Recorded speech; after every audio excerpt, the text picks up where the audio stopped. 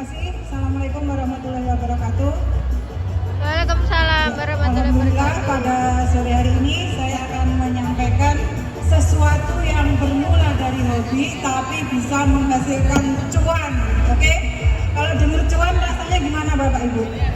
Cuan gitu ya. Kita pasti happy, pasti bahagia ketika apa yang kita lakukan itu bisa menghasilkan cuan. Nah, saya perkenalkan diri terlebih dahulu. Di sini hobi berkebun berbuah cuan. Ya. Jadi saya itu Bapak Ibu dari kecil, dari sejak masih SD sudah punya hobi menanam, hobi berkebun. Bahkan ketika saya masih SD sukanya nanam bunga-bunga di halaman rumah sampai dikira orang itu jualan tanaman, padahal itu hanya sekedar hobi saya. Nah kemudian semakin kesini ternyata hobi berkebun itu bisa menghasilkan cuan bagi diri saya. Next untuk slide-nya. Nah, jadi di sini saya perkenalkan dulu ya, nama saya Supriasti Niswantari SPHBSG. Itu sebuah gelar istimewa yang saya dapatkan dari mengikuti sekolah Entrepreneur University. Bapaknya Mas Yus juga ya, suhunya Mas Yus saya, suhu teman-teman di Entrepreneur. Jadi SPHBSG itu sarjana pengusaha bakul sego Bapak Ibu. Ya, itu selalu melekat di belakang nama saya dan menjadi gelar kebanggaan saya. Karena sebetulnya saya juga pernah kuliah di UGM Fakultas Sastra Indonesia, tapi nggak sampai lulus Bapak Ibu. Jadi saya bisa masuk tapi saya nggak dapat ijazahnya, dan itu insya Allah nggak saya sesali. Karena tadinya kalau saya jadi SS Sarjana Sastra ya, mungkin saya kerjanya malah jadi wartawan mungkin ya Pak, atau di sebuah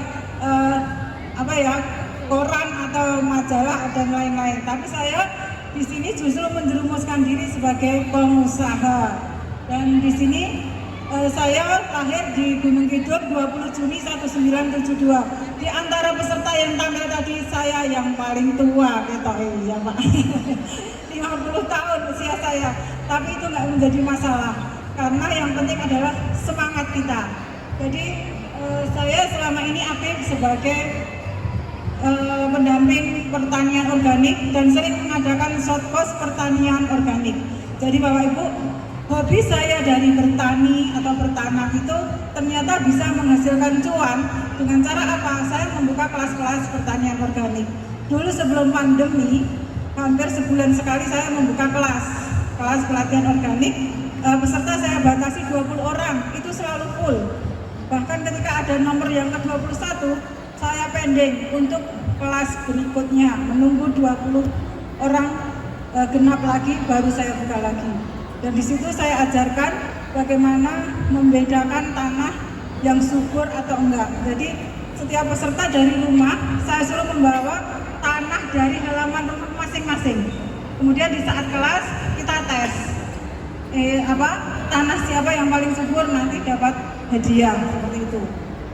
Kemudian juga dari saya bertani, saya bisa menjual mulai dari bibitnya, kemudian hasil panennya, bahkan hasil olahan pangannya. Next Mas yang ya. Nah, mengapa saya memilih berkebun? Di sini Bapak Ibu, kita tahu bahwa isu krisis pangan itu sudah mulai muncul sejak saat sekarang ya. Maka di sini kenapa kita harus berkebun, bertanam? Yang pertama, kita menjaga ketahanan pangan. Paling tidak untuk kebutuhan keluarga kita sendiri, masyarakat di sekitar kita, bahkan meluas sampai ke Indonesia. Dokumentasikan, ini loh saya menanam kelapa kopior.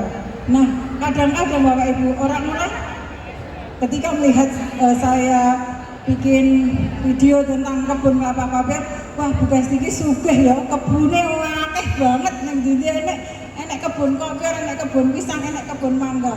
Padahal apa Bapak Ibu? Itu saya lakukan dengan mengajak kolaborasi, kerjasama dengan para petani, dengan para kepala desa di BUMDes. Jadi kelapa kopior itu kita tanam 5 tahun yang lalu di tanah kas desa, di Desa Patok, Gunung Kidul ya. Jadi 100 pohon, alhamdulillah satu pun nggak ada yang mati, semua tumbuh. Nah ketika 5 tahun kemudian saya posting di medsos, banyak orang WA saya, Bu saya mau wisata ke sana nih. mohon maaf belum siap. Kenapa? Karena baru 5 yang berbuah. Dan nanti kalau diserbu wisatawan kan habis, nggak kebagian malah ya.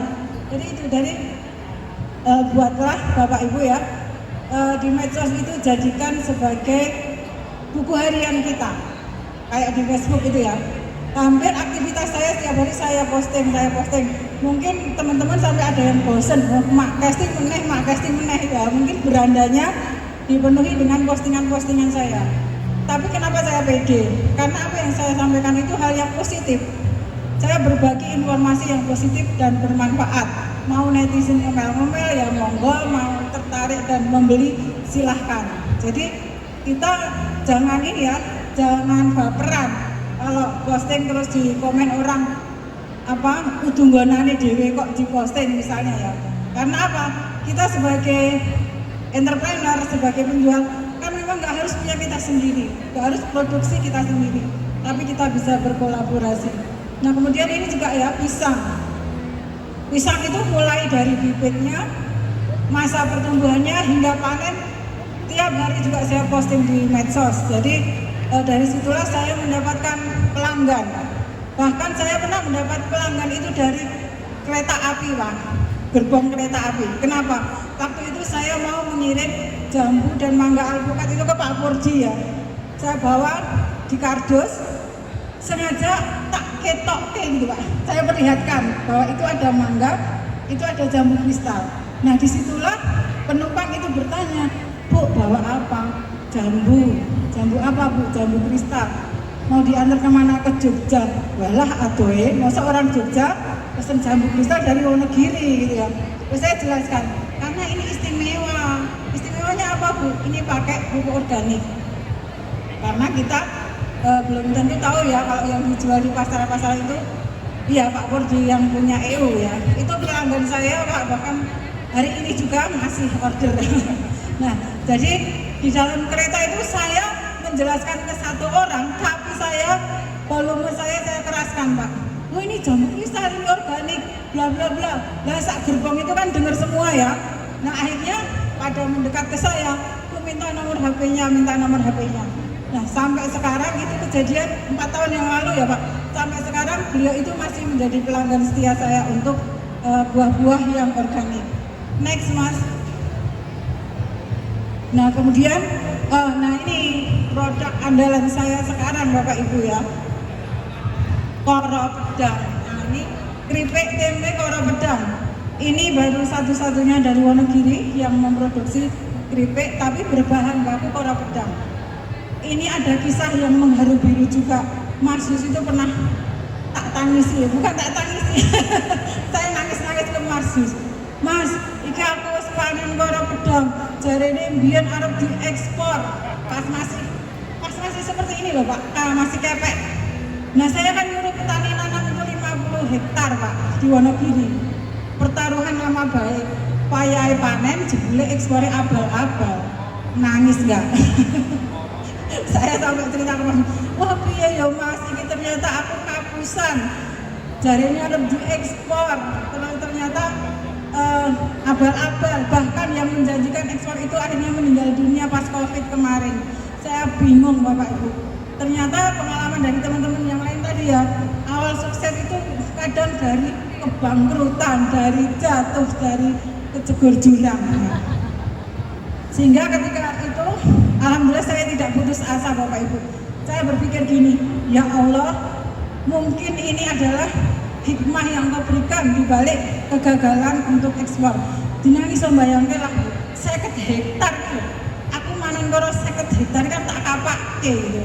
Akhirnya saya karena komitmen kepada petani, tetap saya beli Pak. Yang seperti itu ya.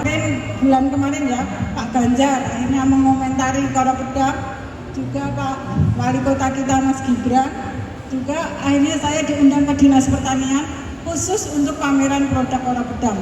Itu luar biasa banget yang membuat saya akhirnya bisa tersenyum bahagia ya. Perjuangan yang tadinya puluhan juta saya bakar membuahkan hasil yang luar biasa. Dan bahkan dari Kementerian Pertanian, Kementerian Koperasi juga sudah mencanangkan Koro Pedang itu menjadi tanaman nasional selain padi, palawija, kedelai, kemudian kacang-kacangan yang lain. Nah seperti itu. Dan alhamdulillah ketika terpuruk-puruknya saya di sini, saya ikutkan ke kompetisi-kompetisi dan akhirnya ini juga mendapatkan juara di kompetisi kewirausahaan mahasiswa. Yang saya suruh maju anak saya, Pak. Saya kan usianya nggak masuk. Mesti kalau ada kompetisi kan syarat usia ya, usia saya, waduh kadaluarsa usia aku. Akhirnya anak-anak yang saya suruh maju. Oke, next. Nah, alhamdulillah kompetisi pertama mendapatkan 10 juta, yang kedua 12 juta, yang ketiga ada 3 juta kemarin. Jadi di total itu modal saya yang saya bakar itu balik lagi. Saya nggak membayangkan kalau waktu itu aku melu-melu petani yang lain nangis untuk terpuruk mungkin keripik Koro Pedang. Ini bahkan ada UKM yang ke rumah saya langsung belajar tentang olahan Koro Pedang dan juga diundang ke Fakultas Teknologi Pertanian UGM untuk konsultasi tentang Koro Pedang juga. Nah itu ya sekilas cerita dari Mae tentang Koro Pedang. Silakan ya saya bagi-bagi. Oke, ini mau